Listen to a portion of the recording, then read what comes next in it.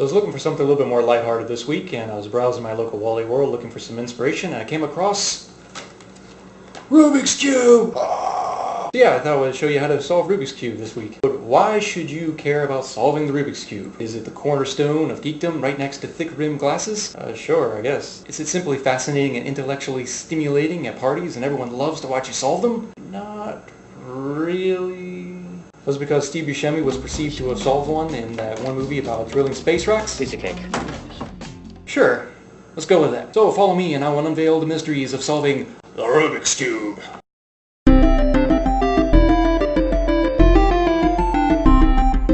It's over 9,000! Figured while I'm babbling about how to solve a Rubik's Cube, I'd have myself solving the cube from start to finish. And of course, super ultra dorky music is mandatory. Ain't nobody got time for Usher up in here. Just so you're familiar with the way you actually move and orient the cube, let me show you the different ways you move it. I'm going to have the algorithms up there at the top. It's a symbol for rotate the front, rotate the right, rotate the left, rotate the center vertical, rotate the center horizontal. The order in which you actually solve the cube, you first do the top cross, you do the corners, then you do the middle sides, then you do the top corners, then you orient the top corners, then you do the top sides, and there's a couple algorithms to clean up any messy stuff at the very end of it. So the first thing is top cross. First you choose a side to start with. I'm going to start with white. Let's try to solve for red. Okay, found the red, white side. Is that orange? Yeah, it's red. So what you do is you rotate it into place, just like that. So red, red, white, white. So what you do is you just rotate it up. And that's it. The thing to note about this is sometimes it's backwards.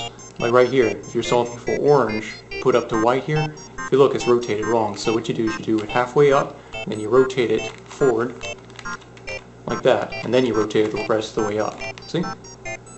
That's all there is to it. And then of course you rotate the center back. That's it. And you just do this for all sides until you complete the top. So, alright, now that we have our cross, now you have to work on the corners. Let's try to work on this one. White, green, red. First thing you have to do is identify what side that's on. Here it is. Red, green. Now we want it to go right here. It's down here. So what you need to do is rotate it out of the way, and then you have to rotate this down, and then rotate it into place. Easy as that. And you rotate it up. There you go, now you got that side. Now sometimes you have it like this, where it's on the wrong side. See this white? You need it on that side, not that side. So what you need to do is just keep it in line with the side you're trying to rotate, and just rotate it down with it. And then just rotate it into place. If it still isn't oriented, you rotate it out again, pull it up, rotate it back in, rotate it back down, and put it in place. It's only really 3 different ways that it can rotate around until it gets right into place. And that's the first side. Playing around the top side I find is really great for just learning. I mean, there's really not a great algorithm for it. I think there are, but I don't really use them. So I'd say just play around with the top side until you get it. It's the later sides that you really should look into doing an algorithm for. Next part is the center sides. A lot of the algorithms are symmetrical. It means if you follow one, it goes one way, follow the other way, it goes the other way. These are the 2 algorithms that you used for solving the sides here. Here's how you set it up first though. You find a top corner, and then you find the sides that match that. In this case, green, red. Here's your red side, green side. What you do is you set it on top of the side that matches. You're going to try to rotate it down in this direction. This is the algorithm you use going this direction. If it was going the other direction, you would use that algorithm. That's really all there is to it. I'll do this one for you so you can understand how you actually apply these algorithms.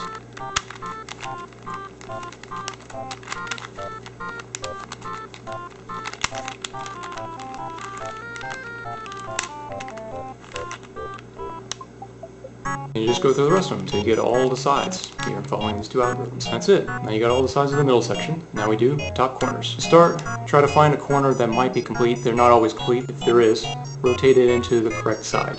Like that. Then try to figure out what other sides go where. Use this algorithm to swap corners. What you're going to do is if there's 3, you're just going to do it twice. In this case, only these 2 corners need to flip, but sometimes it's all 4. If you have multiple corners that are out of position, just apply the algorithm to each side until they're all oriented correctly. Now, the corners are in the right spots, but they're not always going to be rotated correctly. In this case, 2 of them are correct. 2 of them are not rotated correctly. Use these 2 algorithms to orient them correctly. Now, the way this algorithm works is it actually rotates either clockwise or counterclockwise counterclockwise 3 of the 4 corners. So you're going to have to do some finagling and figure it out. There is a long laundry list of algorithms that show you exactly how to apply it to which side. I don't know which one it is, so just kind of play with it. Apply the algorithms to one side or the other until you can get the one corner oriented, and the other 3 either clockwise or counterclockwise, one position before it gets to the correct position. That's really what you're aiming for here. This corner right here, you'll find that this has to rotate clockwise, clockwise, clockwise to get the yellow side on the top. So what you would do is you would run the clockwise algorithm from this kind of position here. So you would keep the corner right here on the left side and run the clockwise algorithm here. If you needed to rotate counterclockwise, you would actually keep the corner on the right side, and then you would apply the algorithm right here for the counterclockwise algorithm. It's really important to pay attention to the orientation of the cube when you're applying the algorithms. And there we go.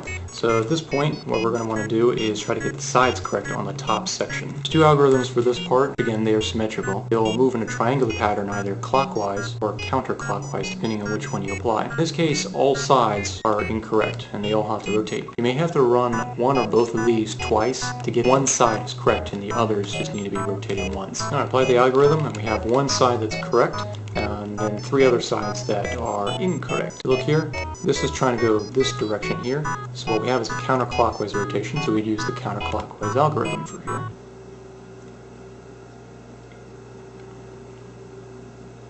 You're supposed to be solving on your own.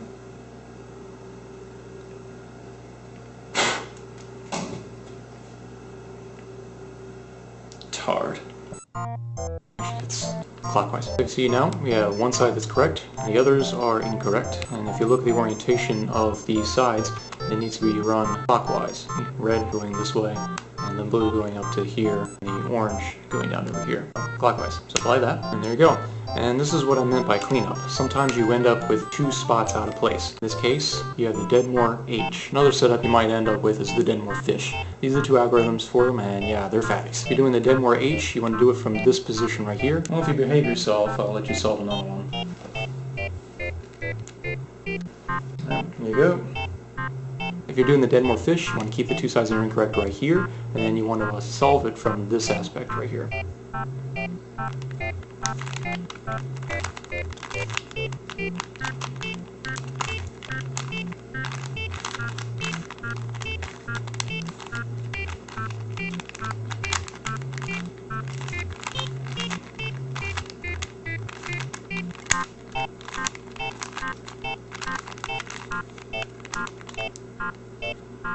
That's all there is to it. If you get super bored after this, there's a few different patterns you can do in the cube. This is one of those real simple algorithms to make a checkerboard pattern. Ta-da!